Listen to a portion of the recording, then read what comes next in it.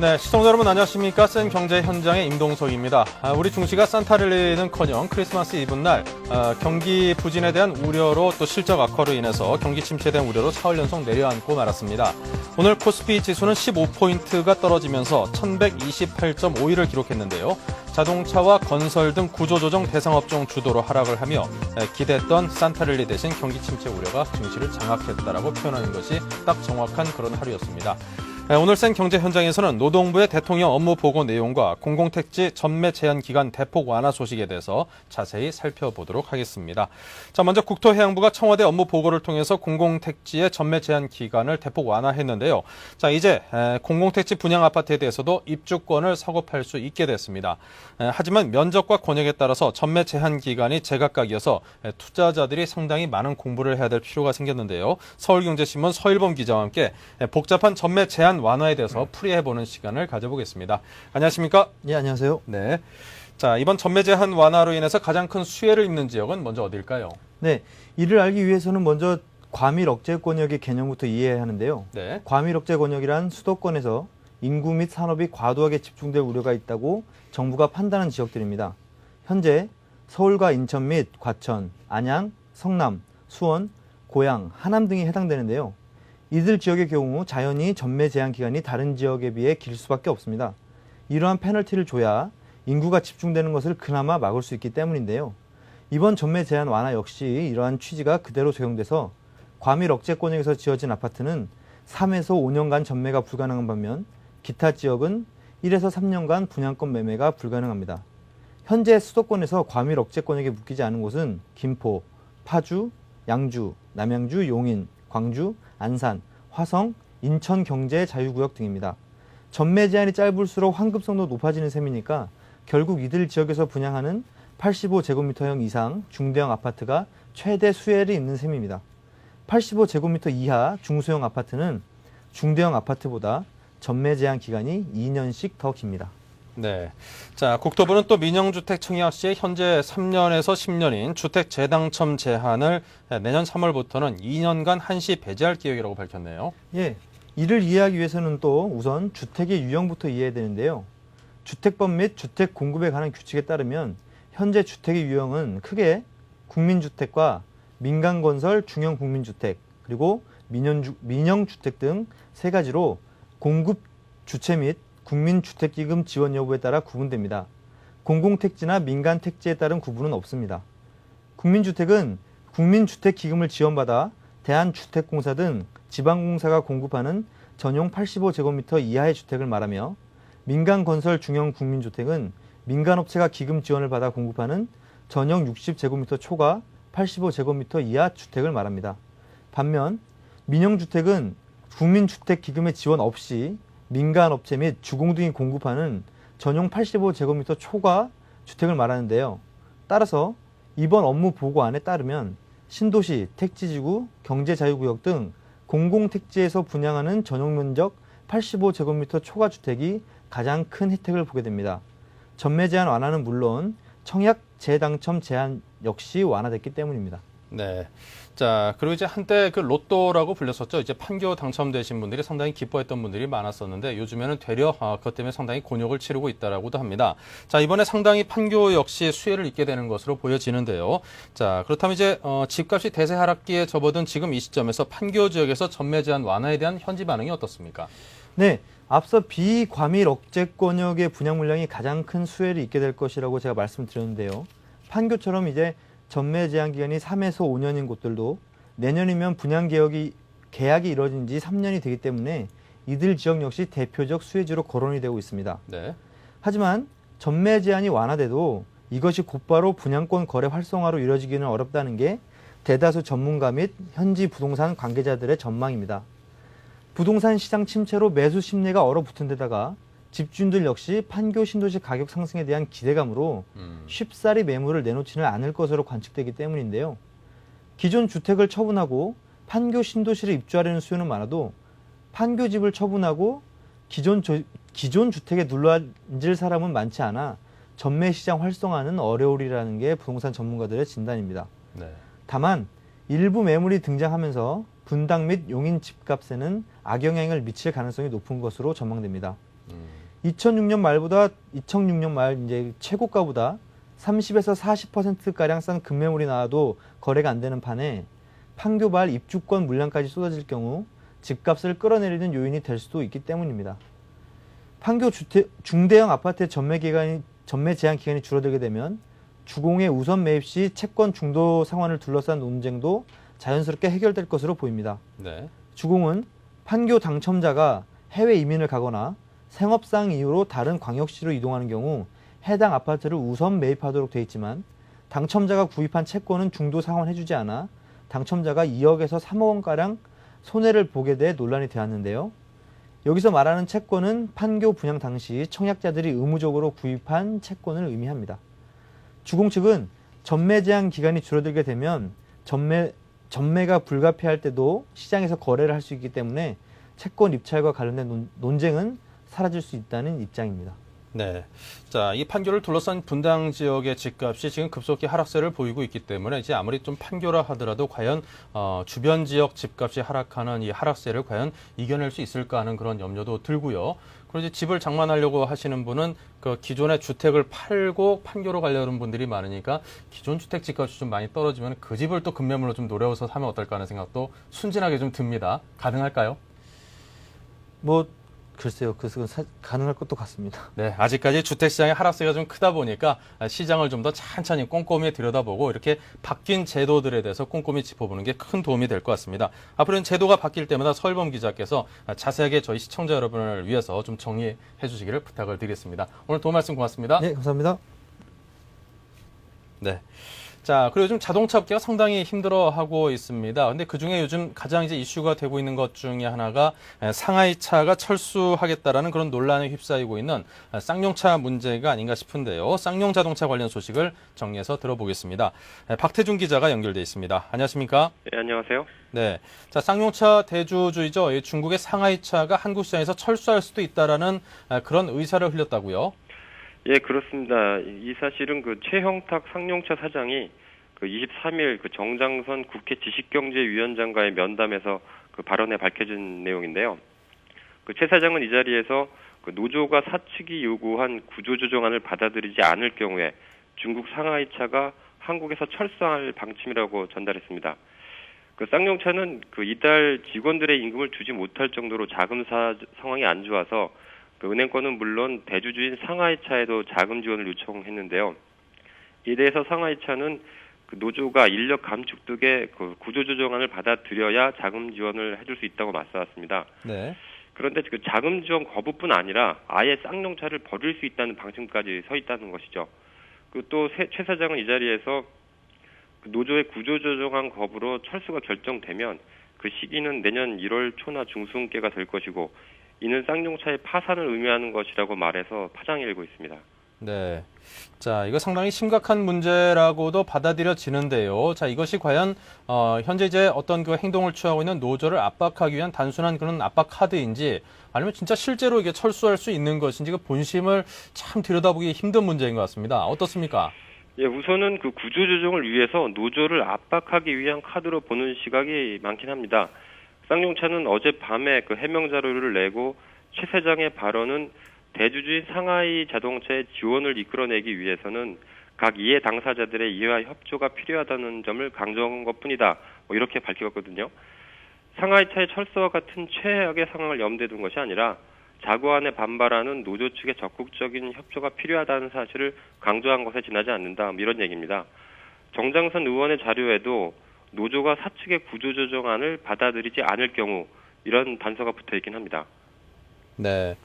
자, 그렇다면 이제 철수할 가능성이 전혀 없다는 것일까요? 또 그렇게만 생각하고 또 믿고 있는 것도 좀 위험하지 않을까 싶은데요. 예, 그렇습니다. 업계 일각에서는 상하이차가 오래전부터 한국 철수 시나리오를 조심스럽게 검토해 왔다는 얘기가 있습니다. 단기간 내에 경영이 개선되기를 기대하기 힘든 쌍용차에 지속적으로 투자할 이유가 없다는 것이 배경인데요. 쌍용차는 조금 전에 상하이차에 요청한 수백억 원대의 자금이 이번 주 내에 지원될 것이라고 밝혔습니다. 따라서 유동성 문제가 해소되고 또 철수 논란에서도 벗어날 수 있을 것으로 기대하고 있긴 합니다. 하지만 업계에서는 이번에 상하이차가 지원할 자금은 이번에 보류된 12월 임금으로 활용될 수준이기 때문에 노조가 앞으로도 구조조정안을 받아들이지 않을 경우에 철수 가능성은 여전히 유효한 것으로 보고 있습니다. 네. 자, 그런데 역시나 그 쌍용차 노조에서는 강력하게 반발을 하고 있겠죠. 그렇죠. 이 쌍용차 노조는 구조조정이나 철수 가능성 등 상하이차의 의중을 이미 확인한 것으로 보이는데요. 그 한상균 쌍용차 지부장은 이미 예견된 일인 만큼 차분히 대응해 나가겠다 이렇게 말했습니다. 또 쌍용차 노조는 지난 22일 임시 대의원 대회를 열어서 쟁의 발생을 결의했는데요. 조직을 쟁의대책위원회로 체제로 전환하고 또 중앙노동위원회에 쟁의 조정을 신청하기로 했습니다. 그러니까 상황에 따라서는 조합원 총회를 열어서 파업 찬반 투표를 실시해서 파업도 불사한다는 계획이죠. 네. 쌍용차 노조가 이처럼 강도 높은 투쟁 의지를 보이는 것은 아마도 상하이차의 계획에 맞대응하기 위한 것이 아니냐 이렇게 볼 수 있습니다. 네. 자, 이런 강도 높은 대응이 계속되는 어떤 악순환으로 보다 더 나쁜 상황으로 끌고 가지는 않을까 그런 염려가 솔직히 좀 듭니다. 자, 이번 상하이차 철수 발언으로 쌍용차는 물론이고 상하이차 역시 이미지에 좀 손상을 받을 텐데요. 예, 그렇죠. 쌍용차는 지난 11월에 내수 판매가 1,600여 대에 불과할 정도로 판매 부진에 시달리고 있고요. 여기에 대주주가 포기할 수 있다는 얘기까지 흘러나와서 앞으로 영업이 더욱 어려워질 것으로 보입니다. 또 상하이차 역시 책임감 없는 주인이라는 비난을 면하기 어려워 보이는데요. 이른바 먹튀 논란입니다. 상하이차는 2005년 1월에 쌍용차를 주당 10,000원, 그러니까 총액 5,900억 원에 인수했는데요. 현재 주가가 10분의 1인 1,000원 안팎에 불과합니다. 쌍용차 주가가요. 그래서 쌍용차를 실제로 지금 매각하려고 해도 잘 팔리지 않는 상황이긴 하지만 실제 팔아도 상당한 손실을 입어야 됩니다. 그런데 이 점에 대해서 쌍용차 노조하고 업계에서는 상하이차의 기술 유출 의혹을 지적하고 있습니다. 그러니까 상하이차가 쌍용차의 SUV 관련 기술을 지속적으로 유출해 왔다는 주장인데요. 따라서 상하이차가 5,900억 원이라는 인수대금에는 그렇게 연연할 필요가 없다 이렇게 주장하고 있는 거죠. 자동차 업계의 한 관계자가 어떻게 말했냐면요. 상하이차가 어떤 계산을 하고 있을지는 모르지만 일단 철수 가능성이 수면 위로 떠오른 만큼 이 먹튀 논란과 기술 유출에 대한 시비는 상당 기간 계속될 것이다. 이렇게 말했습니다. 네. 자, 지금까지 서울경제신문 박태준 기자와 함께 이야기 나눴습니다. 오늘 말씀 고맙습니다. 네, 고맙습니다. 네, 이제 한때 업계에서는 이제 상하이차가 갖고 있는 쌍용차에 대해서 이제 러시아 한 자동차 회사라든가 아니면 한국 진출을 계획하고 있는 일본의 도요타사 같은 경우에서 이제 인수할 수 있는 그런 가능성도 있다라는 그런 말도 떠돌고 있긴 했는데요. 요새 들어서 미국의 자동차 빅3까지도 퇴출이 되네 마네 하는 이런 어려운 상황에서 그런 가능성은 무척이나 낮아 보이고요. 어쨌거나 이제 회사가 생존할 수 있는 그런 방향으로 좋은 방향을 잘 찾아서 해법을 찾아줬으면 하는 그런 바람을 가져봅니다. 자, 이어서 오늘의 경제 지표를 살펴보겠습니다.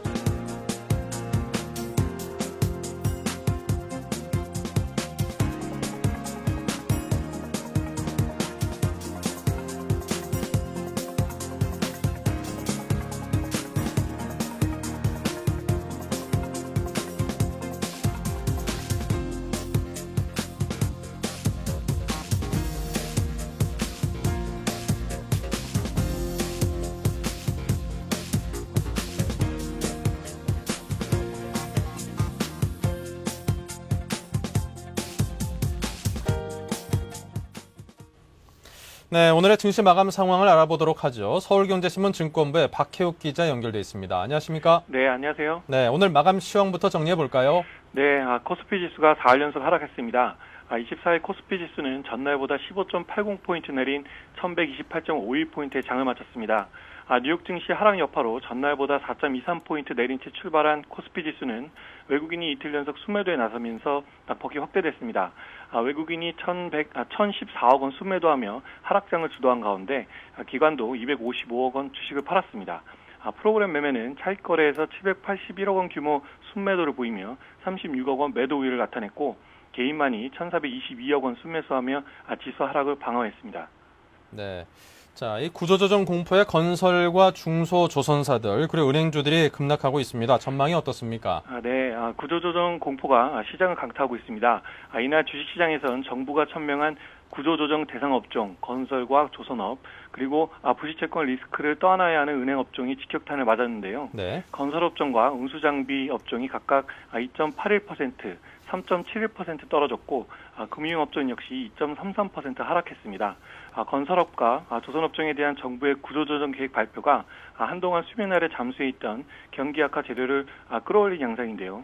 전문가들은 관련 기업들의 옥석 가리기에 시간이 필요해 당분간은 변동성 높은 장세가 지속될 것으로 보고 있습니다. 하지만 구조조정 작업이 회생 불가능한 폭탄을 제거하는 것이라는 점에서 장기적으로는 시장의 신뢰 회복을 촉진시킬 수 있다는 분석입니다.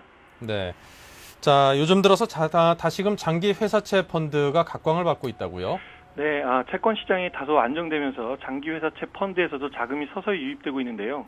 장기 회사채 펀드는 정부의 세제 지원 방침에도 불구하고 그동안 투자자들로부터 외면당했지만 최근 회사채 금리 하락세로 채권형 펀드와 함께 다시 주목을 받고 있습니다. 이날 자산운용협회에 따르면 국내에 출시된 장기 회사채 펀드는 총 7개로 전체 설정액 규모는 363억 원인 것으로 나타났습니다. 회사채가 통상 100억 원 단위로 거래된다는 걸 감안하면 여전히 투자액은 크지 않지만 최근 국고채와 회사채 간의 스프레드가 줄어드는 등 채권 시장이 안정을 되찾으면서 자금 유입 속도가 점점 빨라지고 있다는 게 업계의 설명입니다.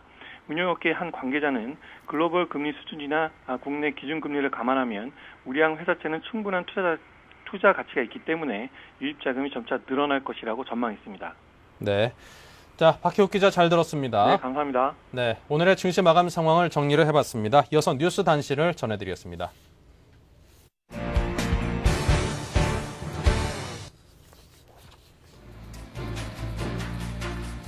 네, 금융통화위원회가 현 시점에서 기업 어음을 매입하는 것은 적절치 않다는 견해를 밝혔습니다. 금통위는 내년 1월 자본 확충 펀드가 출범하면 자금 경색이 어느 정도 해소될 것으로 전망했습니다. 금융위원회가 기업의 자금난 완화를 위해 은행 일선의 대출 권한을 확대하는 방안을 추진합니다. 금감위는 고의나 과실이 아니라면 부실에 대한 면책을 확대할 계획입니다. 내년부터 위해 식품이 나타나면 TV 자막 방송을 통해 정보를 제공하는 식품 위해 발생 경보제가 실시됩니다. 또 어린이 안전을 위해 학교 내에서 고열량과 저영양 식품의 판매가 금지됩니다. 내년 12월 무선 인터넷 전화 시대가 열립니다. 방송통신위원회는 오늘 무선 인터넷 서비스인 와이브로를 통해 음성 통화를 할 수 있도록 휴대전화번호 010을 부여키로 했습니다. 네, 잠시 후 증시 전략센터를 이어갑니다. 대한민국 경제부 증권부 기자들이 아침마다 서울경제TV를 보고 있습니다. 매일 20분 투자로 미 증시 흐름을 한눈에 블룸버그 파이널 워드 30분 시청으로 아시아 경제까지 한꺼번에 블룸버그 아시아 비즈니스 투나잇 한글 자막과 함께 방송되는 블룸버그의 또 다른 프로그램들 주말 인터뷰 프로그램 나이트 토크 성공한 모험 기업인을 다룬 블룸버그 벤처 음악과 영화, 순수 미술에서 세계 최고급 레스토랑까지 고품격 문화예술을 소개하는 매거진 프로그램 블룸버그 뮤직 세계 정재계 거물들의 향배를 통해 글로벌 마켓을 예측하는 블룸버그 폴리티컬 캐피털 블룸버그의 간판 스타 버나드 로가 각국 기업과 정부, 각계각층 인물 인터뷰를 통해 경제를 진단하는 블룸버그 보이스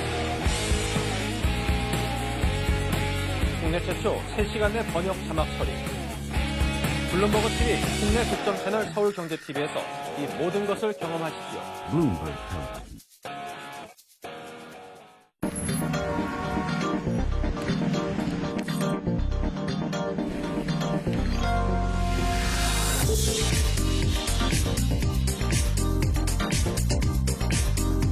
블룸버그 TV 국내 독점 채널 서울경제TV.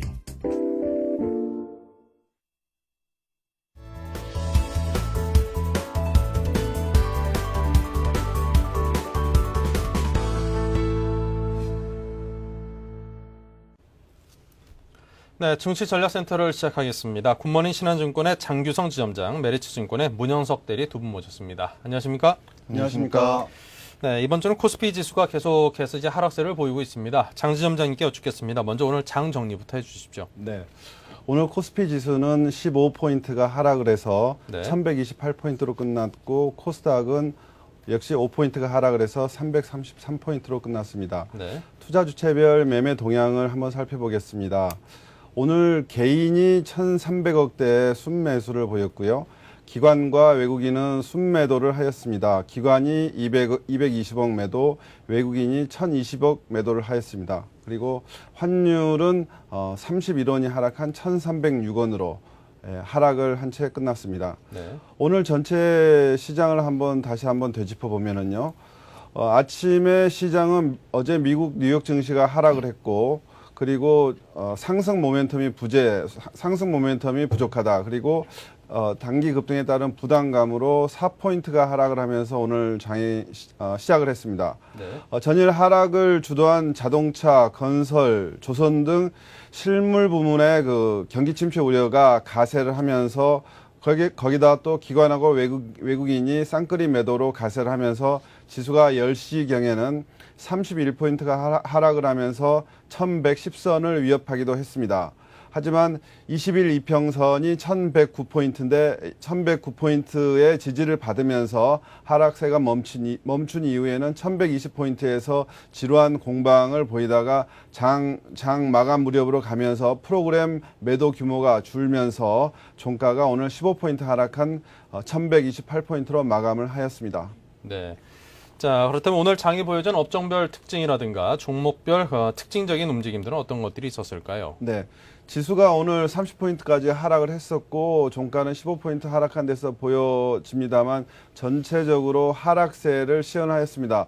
대부분의 업종이 하락을 하였습니다만 업종별로는 그동안의 경기 방어주로 이야기되는 통신업종, 음식료 업종, 의료정밀 업종만 소폭의 상승세를 보였습니다. 음식료 업종 중에서는 빙그레가 6%, 그리고 두산주류의 처음처럼 인수가 이야기되고 있는 롯데칠성이 3%대의 상승을 보였고요. 네. 통신업종 중에서는 LG데이콤이 4%대 상승세를 보였습니다. 오늘 전체적으로 전체적으로 업종이 하락을 많이 했습니다만 특히 중소형 건설사의 하락세가 눈에 띕니다. 최근에 중소형 건설사들의 상승세가 돋보였습니다만 정부에서 조선 건설 업종에 대해서 내년 초에 구조조정에 들어가겠다는 그런 방침 발표에 따라서 중소형 건설주들이 대거 하한가에 들어갔습니다. 서광건설, 동양건설, 성원건설, 벽산건설 등이 하한가에 들어갔습니다. 그리고 주요 종목별 움직임을 몇 종목만 살펴보면은요. 삼성전자가 0.7%의 상승을 보였고요. 포스코는 보합을 보였고 현대차와 LG전자는 2%대의 하락세를 보였습니다. 네. 자, 이렇게 움직임을 보니까 음식료 업종의 움직임이 요즘 들어 상당히 이제 이슈화가 많이 되고 있습니다. 이제 빙그레 관련해서는 실적이 이제 워낙 좋게 나오면서 52주 이제 연중 신고가를 계속 경신하는 그런 움직임도 보였었고요. 그리고 크라운제과 M&A 관련해서도 상당히 좀 이슈에 올랐던 그런 종목들입니다. 더군다나 이제 롯데칠성 같은 경우는 이제 두산주류 비지를 인수하면서 이제 소주 시장 진출이 가시화되면서 이제 상당 부분 기업 어떤 체질 변화라든가 업계 판도 변화가 예상이 되고 있죠. 그렇습니다. 예. 네. 자, 이 롯데칠성 같은 경우는 이제 그 종합 주류 회사로서의 이미 한 절반 정도의 요건은 갖추고 있었는데요. 이미 그 위스키 시장에서 이제 스카치블루라는 브랜드로 위스키 시장에 진출을 했었고, 이제 와인 같은 경우는 이제 옐로테일이라는 호주산 와인을 수입을 하고, 그리고 아사히 맥주를 또 수입을 하고 맥주 시장에서 진출을 하고 있었단 말이죠. 이미 주류 사업에 상당 부분 진출을 해 있던 그런 셈이죠. 예. 그럼에도 불구하고 이번에 두산주류 비지로부터 이제 소주 산업이라든가 청주 그런 시장 사업 부문을 넘겨받음으로써 하이트 맥주에 이제 버금가는 토종 종합 주류 회사가 하나가 더 탄생을 하면서 굉장한 업계 판도 변화를 예상케 하고 있습니다. 더군다나 이제 처음처럼 같은 소주는 이제 경기도나 수도권 위주로 이제 판매가 되었던 것들이 이제 전국적인 유통망을 가진 롯데칠성이 인수를 하면서 상당히 전국적인 판매 력을 갖춘 그런 브랜드로 한 단계 더 레벨업 될 가능성도 있기 때문에 앞으로 음식료 업종에 접근을 하실 분이라면은 이 업계 판도 변화에 대해서 상당히 좀 관심을 갖고 봐야겠습니다.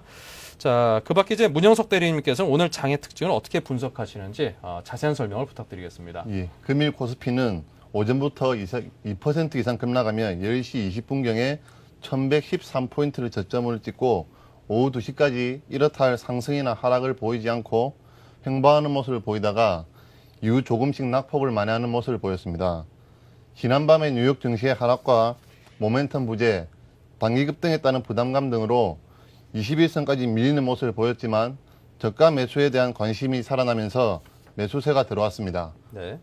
수급상으로는 1,000억 원 가까이 순매도였던 프로그램 규모가 600억 원대로 줄어든 것이 부담을 덜어줬고 개인은 1,700억 원의 매수를 그리고 며칠 동안 양호한 모습을 보여준 외국인은 약 1,000억 원의 매도, 기관은 연기금을 제외한 증권, 보험, 투신 등이 매도를 보이며 약 600억 원의 순매도를 보였습니다. 네. 하락 종목이 상승 종목의 약 2배에 달했고 약세장 선전주인 통신주들이 상승세를 달리며 LG데이컴이 4% 넘게 올랐고 KTF는 1.3%의 상승을 보였습니다. 네. 자, 그렇다면 이제 장규성 지점장님께 다시 또 여쭤보겠습니다. 내일 장의 흐름을 어떻게 전망을 하십니까? 예, 최근 우리 시장을 한마디로 요약하면은 올라가지도 못하고 더 이상 빠지기도 어렵고 한 소위 말해서 계륵장세라고 이야기를 하고 있습니다. 닭갈비 같은. 그렇습니다. 네. 먹기에 버리기에는 아깝고 먹으려고 하면은 크게 살도 먹을 없고. 게 없는 그런 상황이죠. 예. 최근에 금리 인하, 그다음에 경기 부양책에 대한 기대감으로 종합주가 지수가 1200포인트까지 상승을 했습니다. 하지만 잇따라서 터져 나오는 실물 부분의 경기 악화 지표가 주가가 1200포인트에 다가간 그런 상황에서 더 이상 추가 상승을 하지 못하고 실물 경기 지표 악화에 영향을 받아서 주가가 하락을 한 그런 상황입니다. 주가가 벌써 한 3일 사이에 70포인트 이상 하락을 한 그런 모습입니다. 네. 1200포인트를 뚫고 가기 위해서는 본질적인 경기 지표, 본질적인 경제 성장률 이런 부분에 있어서 개선이 있어야 된다는 그런 생각입니다. 그런데 실물 경기 지표의 개선은 요원한 상황입니다. 오히려 내년 1, 4분기에는 지표가 더욱더 악화될 거라는 내년 1, 4분기가 제일 걱정스럽다는 그런 이야기들이 많이 나오고 있습니다. 그래서 저는 개인적으로 12월 시장을 지수 1000포인트에서 1200포인트의 박스권 움직임으로 전망을 해왔습니다. 1200포인트까지 간 다음에 지수가 지금 다시 하락을 하고 있는 그런 상황인데요. 지금 내년 1, 4분기 그리고 내년도 경제 성장률을 전망을 하는 그런 차원에서 펀더멘틀의 개선이 있어야지만이 지수가 1200, 그 이후에 투자가들이 자신감을 가지고 투자를 할 수가 있는데 네. 지금 전체적으로 경제 성장률 전망치 나오는 걸 보면은 한국은행에서도 경제 성장률 전망치를 2%로 지금 보고 있고요. 골드만삭스 등 외국계 IB 은행들도 경제 성장률 전망치를 1.2%로 전망을 하고 있습니다. 네. 그리고 우리 국내 경제연구소들도 요즘에는 1%대의 경제 성장률을 과감하게 제시를 하고 있는 그런 상황입니다. 그래서 지금 현재 시장은 지수 1000에서 1200 박스권에서 지금 1200을 찍고 하단을 향해서 지금 내려오고 있는 그런 상황입니다만 지수가 오늘 장에서도 1109포인트가 21 이평선인데 이 정도까지 급하게 내려온 다음에 거기서 다시 리바운드를 하는 그런 모습을 보였습니다만 1100포인트 이하에서는 매수 관점으로 대응을 하는 게 좋겠다는 그런 의견을 가지고 있습니다. 네.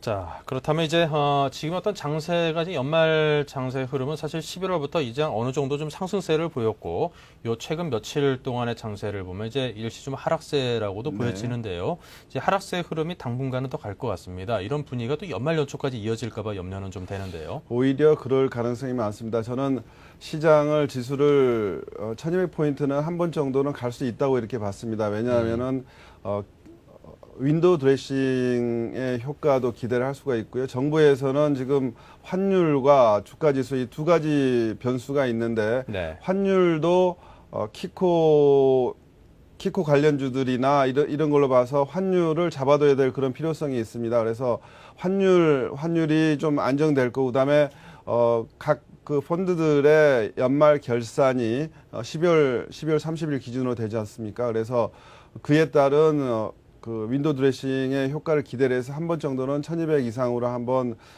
더 상승이 가능할 거라고 이렇게 봤습니다. 근데 1200포인트를 가고 나서 지금 하락세를 보이고 있는데 제 개인적인 생각으로는 이게 좀 더 빨리 온 느낌입니다.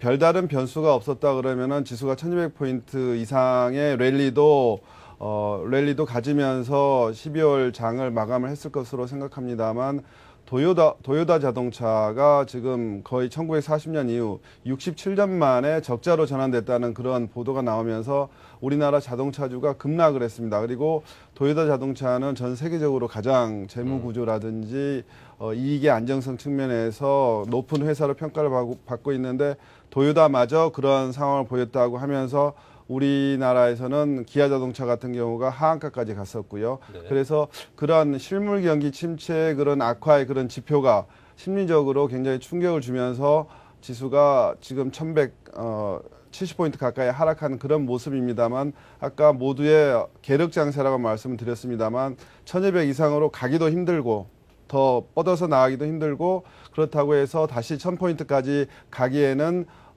여러 돈맥 경화라 그러죠. 돈 같은 것도 지금 풀리고 있고 정부의 정책적 변수가 계속해서 작용을 하고 있기 때문에 그 사이에 갇힌 그런 장으로 생각이 돼서 이 하락세가 좀 더 이어질 걸로는 봅니다만 다시 1000포인트 미만으로 가거나 그런 시장은 오지 않을 걸로 생각하고 1100포인트 선에서는 그동안의 시장을 이끌어왔던 블루칩 중심으로 그동안 상승세를 이끌어왔던 종목 중심으로 1100포인트 이하로 지수가 내려간다 그러면은 분할 매수 관점을 유지하는 게 좋겠다는 그런 의견입니다. 네. 사실 이제 그동안 이제 미국 대통령이 새로 당선되면서 새로 이제 힘 있는 사람들이 많이 생겨났고요. 그리고 이제 각국 정부에서 또 우리 정부도 물론이고 온갖 이제 지금의 어떤 경제 위기를 진정시키기 위한 정책들을 상당히 사이즈 큰 정책들을 팍팍 이렇게 시장에 내쏟음으로 인해서 그에 대한 기대감으로 사람들이 이제 계속 그쪽만 이렇게 쳐다보면서 기대 심리에 상당 부분 이제 시장을 약간 호의적으로 바라본 그런 분위기가 많이 생겼던 듯합니다. 근데 이제 그게 어느 정도 이제 좀 진정되는 기미인 것 같고 이제야말로 그런 정책들이 시장에서 어느 정도 실질적인 그런 효력을 발휘를 하고 또 기업들의 실적이라든가 여러 가지 실제 지표들이 얼만큼 나오는지를 이제 객관적으로 다시 한번 시장을 내려다보면서 객관적으로 바라보고 냉철하게 평가를 하는 그런 타이밍이 이제 연말 연초부터 본격적으로 펼쳐질 것이라는 것을 좀 예측할 수 있는 대목인데요. 그 부분에 대해서 보다 더 주목을 하시길 바라고요. 자, 그렇다면 문영석 대리께서는 내일 장에 대한 전망을 어떻게 하시는지요? 예, 저는 3일 전에 코스피 일봉 차트를 보시면 네. 5일선을 지켜냈기 때문에 제외를 하고 예. 일단 어제 오늘 코스피를 바라보면 느낀 점은 지금이 참으로 중요한 구간이라는 것입니다. 예. 최근에 지속적으로 말씀드렸던 반등 중심의 시황을 수정해야 할 상황이 올 수도 있다는 생각이 들었습니다. 사실 금일의 조정은 어느 정도 예견할 수 있는 것이었습니다. 어제 코스피 종가를 기준으로 11선 역시 방어해주지 못했고 따라서 금일 지수 하락 자체에 너무 민감하게 반응할 필요는 없을 수도 있었습니다. 낙폭도 낙폭이지만 현재 시장의 상승을 견인할 만한 주도 업종이 눈에 띄지 않는다는 것이 가장 문제입니다. 우리 정부의 경기 부양책은 SOC 투자를 중심으로 추진될 것이고 따라 현재 단기적인 지수 상승의 선봉에는 건설주들이 있을 수밖에 없다고 생각했습니다. 그러나 어제부터 건설주들의 추세가 꺾이는 모습이 드러났으며 건설업체의 구조조정을 신속히 추진하겠다는 정부의 발표가 찬물을 끼얹는 형국이 되었습니다. 수급 측면에서는 최근 투신들의 계속되는 매도세가 신경이 쓰입니다. 네. 프로그램 차익 매수를 제외하고는 투신의 순수한 의지에 의한 매도는 수치상으로 드러나는 것보다 더욱더 크고 있습니다. 하지만 외국인들의 수급은 아직은 양호한 편으로 보이고 또 저 역시 앞으로의 지수를 전망한다면 저 역시 지수는 20일 이평선이 위치한 1100포인트에서는 어느 정도 지지를 받을 것이라고 전망하고 있으며 1100포인트가 깨진다면 분할 매수로 대응하는 것이 옳다고 생각하고 있습니다. 네. 그러면 더 간략하게 차트를 보면서 설명드리겠습니다. 네. 지금 차트는 코스피 일봉 차트이며 이때까지 11월과 12월 차트를 크게 두 가지의 기술적 분석으로 나타낼 수가 있습니다. 11월부터 얼마 전 12월 8일까지의 큰 추세를 나타낸다면 제가 지금 삼각형을 그려놓은 이 삼각형이 현재 대칭 삼각형이라고 설명을 드릴 수가 있습니다. 대칭 삼각형이란 고점이 점점 낮아지고 저점이 점점 높아지는 형국을 뜻하는 겁니다. 네. 이 대칭 삼각형 후에는 크게 위로 튀거나 크게 밑으로 가라앉을 수가 있는데 12월 8일에는 거래량 일면서 장대 양봉을 나타내 주었습니다. 그럼 그 뒤로 이 대칭 삼각형 후에 장대 양봉이 나온 이후에는 한 번 더 설명을 드리자면 12월에는 제가 이렇게 설명해 놓은 이렇게 선을 그어 놓은 상승 확장형이 되겠습니다.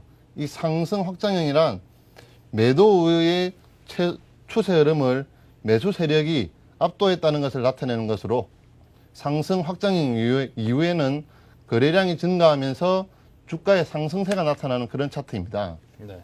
현재 12월 17일에 약 1200포인트를 찍고 4일 동안 1200포인트를 장악하지는 못했지만 요 3일 동안의 이 조정은 현재 거래량이 확 줄어들면서 일어났습니다. 네. 그러므로 한 번 더 이번 주 금요일에 있을 장에서 거래량이 증가하면서 단봉 장세가 나와준다면 한 번 더 조금은 반등에 대한 그런 기미를 생각할 수가 있겠습니다. 네. 이상입니다. 자, 그럼 이어서 장규성 지점장님께 관심 가질 만한 기업에 관한 설명을 좀 짧게 부탁을 드리겠습니다.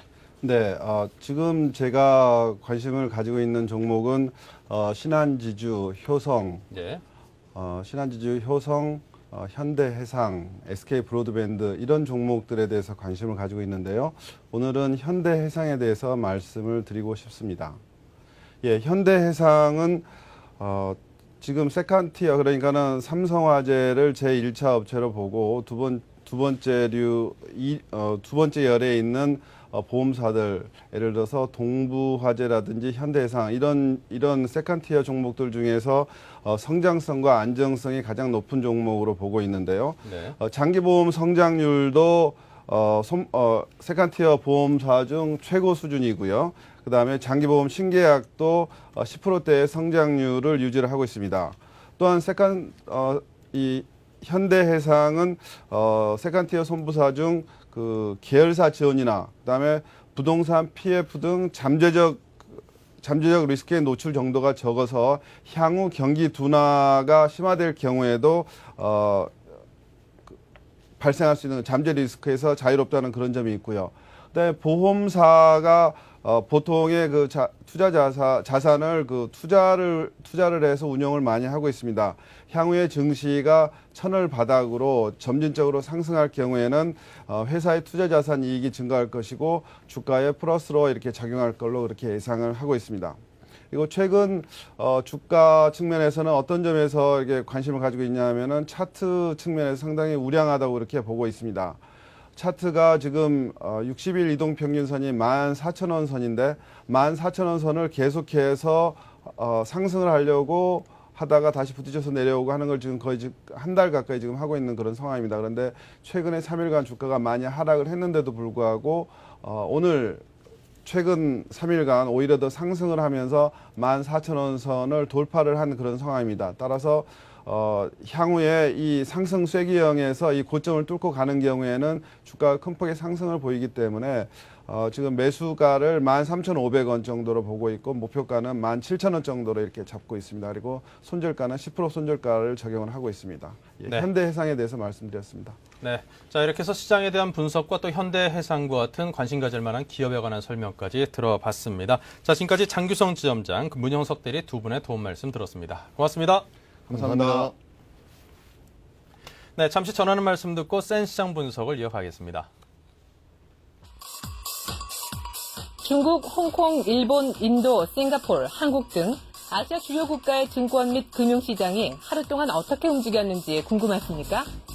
아시아 비즈니스 투나잇에서 확인하십시오. Welcome to Asia Business Tonight. I'm Susan Lee. I'm Susan Lee in Hong Kong. 블룸버그 TV 홍콩 지사에서 진행자 수잔 리가 미국발 금융위기로 흔들리고 있는 아시아 태평양 지역 주요 국가에서 발생한 하루 동안의 주식 및 금융시장 소식을 30분간 생생하게 전달합니다.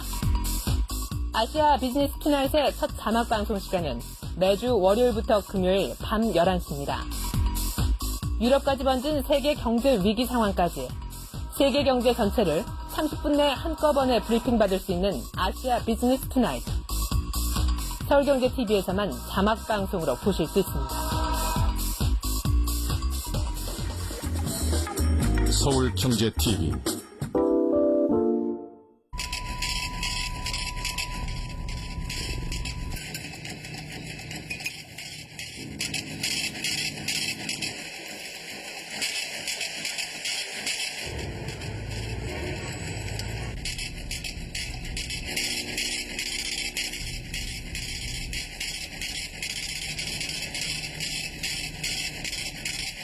에너지는 당신의 현금입니다. 공익광고협의회. 지금까지 국내 경제 뉴스 줬는데 급급해 국제 흐름에는 밟지 못하셨다고요? 이제 걱정하지 마십시오. 세계적인 금융 및 비즈니스 정보 채널인 블룸버그 TV를 국내에 독점 방영하는 서울경제TV가 있으니까요. 국내는 물론 고급 해외 경제 정보까지 더한 서울경제TV. Bloomberg Television.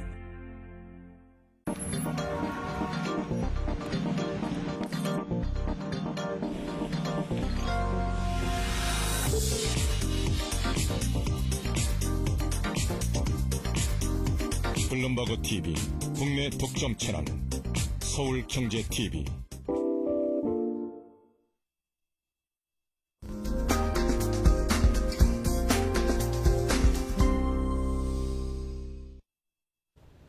네, 이번 순서는 전문가와 함께 시장에 관한 분석을 한번 전해 들어보도록 하겠습니다. 자, 메리츠증권 투자전략팀의 심재혁 팀장이 모셨습니다. 안녕하십니까? 네, 안녕하십니까?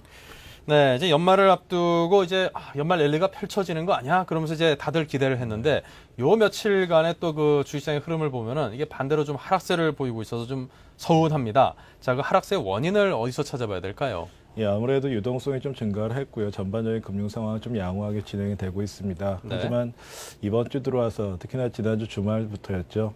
미국 증시가 좀 약세 기조를 갖다 보였는데 가장 큰 건 경제 지표가 좀 악화 상태로 나왔습니다. 그리고 네. 빅3에 대한 지원이 지금 마무리되는 과정이라고 볼 수가 있는데 결정은 됐지만 사실상 빅3 자체의 경쟁력이라든가 향후 경제에 대해서 긍정적으로 미칠 수 있는 부분이 많지가 않다라는 우려감이 좀 많이 작용하면서 미국 증시가 상승보다는 좀 하락세를 갖다 이어가고 있습니다.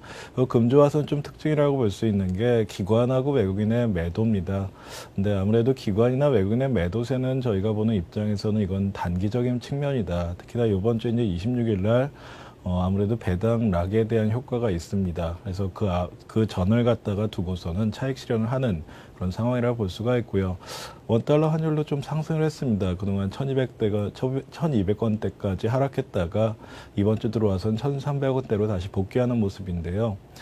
아무래도 현재 상황에서는 연말에 제조업체들의 그 결산이라든가 아니면 자금을 결제하는 그런 수요가 있습니다. 이에 따라서 상승을 좀 하고 있는데 그 상승 폭이라든가 아니면 정부의 개입 가능성을 갖다 생각했을 때 우려할 부분은 아니지만 연말 랠리라든가 지수의 상승에 있어서는 아무래도 부담되는 그런 요인이기 때문에 금주에는 좀 하락세가 좀 나타나긴 했습니다. 근데 이게 연장선상의 인기보다는 아무래도 일시적인 조정 가능성이다라고 판단을 하고 있습니다.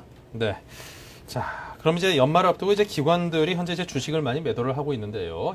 기관들의 이런 움직임의 이유는 무엇일까요? 예, 앞서도 좀 말씀을 드렸는데요. 네. 지금 배당에 대해서 이제 투자했던 그런 기관 매니저들이라든가 기관 자금들이 있습니다. 네. 근데 이제 26일 날이 되면 배당 락이라는 게 있습니다. 배당을 갖다 현금으로 지급을 했기 때문에 그만큼 기업들의 자금, 현금 상태가 좀 외부로 이제 유출이 되기 때문에 EPS가 감소를 하고요. 또 주식 가치 상태도 현재 수준보다 배당이 나가는 부분만큼 좀 감소를 합니다. 그래서 이런 걸 갖다 배당 락이라고 하는데 자연적으로 배당 수익률은 날 수가 있겠지만 그렇더라도 주가의 움직임을 본다면 주가가 일시적으로 일정 부분 하락할 수가 있기 때문에 이 부분을 피하기 위해서 일부분의 매물을 갖다 출회한다라고 볼 수가 있고요. 포트폴리오 조정이라는 측면에서 본다면 일시적인 방법이라고 볼 수가 있습니다. 그리고 다음 주 되면 이제 1월 증시가 시작되는데 현재 상황으로 본다면 다시 포트폴리오를 재조정한 이후에 시장에 다시 참여하는 그런 모습이 나올 가능성이 있고요. 최근에 또 프로그램 매도세도 좀 진행이 되고 있습니다. 이 부분은 프로그램 매수 차익 잔고가 8조 원대까지 급증을 했고요. 순차익 잔고로 본다면 순차익 잔고라는 것은 프로그램 매수에서 매도 차익 잔고를 뺀 것입니다. 실질적인 시장에서 매수 세력이 얼마인지를 갖다 보여주는 것인데 매수 차익 잔고는 급증을 했지만 그렇더라도 순차익 잔고의 상승세는 좀 완화되는 약간 둔화되는 모습입니다. 그래서 1월 달에는 옵션 만기를 앞두고 일정 부분 차익 실현하는 것은 볼 수가 있지만요. 그렇더라도 지수 상태라든가 아니면 글로벌 증시의 움직임을 봤을 때 그렇게 무리한 수준은 아니다라고 판단하고 있습니다. 그리고 마지막으로 좀 볼 수 있는 게 기관 중에서 특히나 투신권이 매도세를 많이 가세했습니다. 그렇지만 그 외에 이제 기관들을 본다면 증권이나 연기금 같은 경우 순매수를 기록했는데요. 연기금 같은 경우에는 특히나 좀 주목할 필요가 있습니다. 금주에 들어서 전일 같은 경우는 한 800억 정도를 순매수했고요. 금일 같은 경우에는 한 500억 정도를 순매수했습니다. 정부에서 이제 연기금에 대해서 주식 비중을 갖다 확대하라는 그런 조치를 갖다 내렸고 저희들이 이제 감안했을 때는 아직까지 연기금이 충분히 주식을 갖다 산 구간은 아니다라고 판단하고 있기 때문에요. 남은 영업기일 수는 그렇게 많지는 않습니다. 그렇지만 지수의 변동성이라든가 하락세가 나타날 때는 연기금이 전체적인 시장을 갖다 안정시키기 위해서 다시 한번 매수에 참여할 수 있기 때문에 현재 구간에서는 아무래도 금주보다는 다음 주에 대해서 포커스를 맞출 필요가 있다라고 보고 있습니다. 네. 자, 그리고 오늘 장중에 미국에서 이제 CDS 청산소를 개설한다는 그런 소식이 있었는데요. 자, 이것이 증시에 미치는 영향은 무엇일까요? 예, 우선 뭐 결론적으로 말씀드리면 이제 CDS라는 것은 크레딧 디폴트 스왑이라 해서 부도 가능성에 대해서 신용, 즉 거래를 갖다 서서 그 채권이라든가 파생 상품을 갖다 매수하는 것을 말합니다. 그래서 이 상품이 부실화됐을 경우에는 굉장히 좀 파장이 크다라고 볼 수가 있는데요. 최근 같은 경우 특히나 GM 같은 경우에는 8,000bp S라고 해서 이제 수익률로 말씀드리면 프리미엄을 갖다 80%나 줘야지 그 채권의 가격이 그 회사에 대한 위험도가 굉장히 높기 때문에 그만큼의 가격이 급등하는 양상인데요. 하지만 이제 투자자 입장에서 본다면 만약에 이 CDS가 부실화됐을 경우에는 투자자 입장에서는 굉장히 손실이 큽니다. 그만큼 리스크가 큰데 이것을 이제 미국에서 청산소 CDS가 만약에 CS 발행회사라든가 투자자들이 돈을 갖다 받을 곳이 사실상 그렇게 많지가 않습니다. 왜냐하면 미국의 이제 금융기관들이 굉장히 좀 부실화가 많이 됐기 때문에 여기에 따라서 신뢰를 갖다 줄 수가 있는 그 자금 결제기관이 사실상 좀 이렇게 많지가 않다라고 볼 수가 있는데요. 미국 정부에서 이제 이러한 데에 대해서 청산소를 갖다 마련을 했습니다. 자금을 갖다 이제 CDS를 갖다 갖고 왔을 때 돈을 갖다 지급하거나 그 채권에 대해서 파생 상품이죠. 파생 상품에 대한 신뢰도를 갖다가 다시 한번 부여를 해주는 건데요.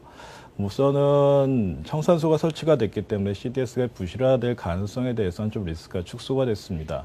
하지만 CDS를 갖다가 갖고 있는 투자자 입장에서는 사실상 그 가격대로 지금은 받을 수가 없기 때문에 손실은 일정 부분 있을 수가 있다라고 판단하는데요. 그렇더라도 전체적인 글로벌 증시라든가 아니면 CDS 자체가 이제 증시에 미치는 파장을 생각했을 때는 향후에 미국이라든가 한국에는 긍정적인 작용을 할 수 있다라고 판단하고 있습니다. 네. 자, 그래서 이러한 그 시장 상황을 전제로 앞으로 투자 전략을 어떻게 갖고 가는 것이 보다 좋아 보이십니까? 우선은 단기적인 측면에서 본다면 전체적인 시장 상황이 좀 많이 양호하게 지금 진행되고 있고요. 특히나 유동성과 그리고 리스크에 관련된 지표들이 굉장히 좀 개선되고 있는 양상입니다. 따라서 이번 주까지는 아무래도 배당락이라든가 기관의 매도에 의해 가지고 지수가 좀 하락세를 갖다 보이고 있지만요. 단기적인 좀 측면이라 볼 수가 있고요. 또 다음 주면 이제 1월 증시가 또 시작이 되는데 여기서 주목할 것이 이 미국 신정부가 내놓을 경제 정책들입니다. 여기에 대한 기대감이 다시 나올 수가 있고 1월 달에 경제 지표가 물론 악화는 되겠지만 그렇더라도 유동성의 공급에 따른 효과가 좀 배가 될 수가 있기 때문에요. 우선은 긍정적인 마인드를 갖다 유지하는 것이 좀 필요하다고 판단하고 있습니다. 네, 긍정적인 마인드 접근이 필요한 시점이라고 정리를 해주셨습니다. 자, 지금까지 메리츠증권 투자전략팀의 심지엽 팀장 모시고 이야기 나눴습니다. 고맙습니다. 네, 감사합니다. 네, 우리 증시가 이제 건설업과 조선업의 앞으로 좀 구조조정이 이제 한파가 닥칠 것이라는 그런 전망에 영향을 받아서 오늘도 다시금 이제 하락세를 보였습니다. 연말은 이제 물론이고 이제 연초에는 이제 예정돼 있는 것이죠. 조선업이라든가 건설업이라든가 여러 가지 업종에 있어서 실질적인 구조조정이 상당히 적지 않게 단행될 것으로 보여집니다.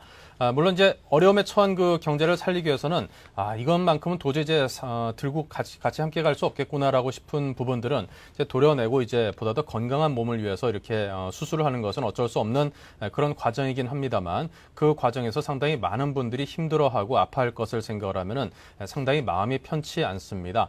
자, 하지만 보다 더 건강한 그 우리 경제를 만들기 위해서 꼭 거칠 수밖에 없는 그런 과정이라고 생각을 하고 모두가 잘 좀 이겨냈으면 하는 그런 바람을 가져봅니다. 자, 저는 여기서 인사드리겠습니다. 내일은 참 크리스마스라서 저희 프로그램 쉬는 거 알고 계시죠? 자, 하루 쉬고 금요일 날 건강한 모습으로 다시 뵙도록 하겠습니다. 고맙습니다.